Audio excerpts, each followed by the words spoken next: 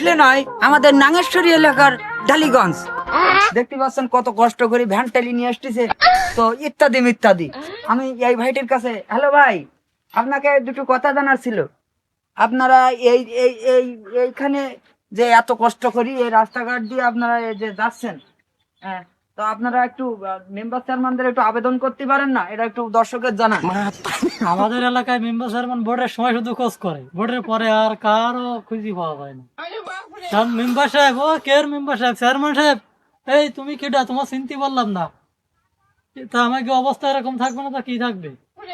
আমরা সরকারের কাছে অনুরোধ করতে চাই, আমাদের এই এলাকার রাস্তাটা যত ঠিক মতো ঠিক করে দেয়। আসলে দর্শক বুঝতে পারতেছেন তার মনের ক্ষোভটা কি। আসলে এটা তার না, এটা প্রত্যেকের। আর যখন বৃষ্টি হয় তখন ইত্যাদি ইত্যাদি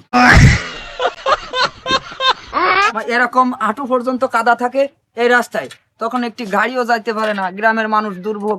তো আমি নতুন সরকারকে আবেদন করব যে আমাদের রাস্তা করে দিন, তা না হলে আমাদের হেলিকপ্টার করে দিন, যে আমরা রাস্তা দিয়ে না যাই আমরা আকাশ পথে উড়ে যাব।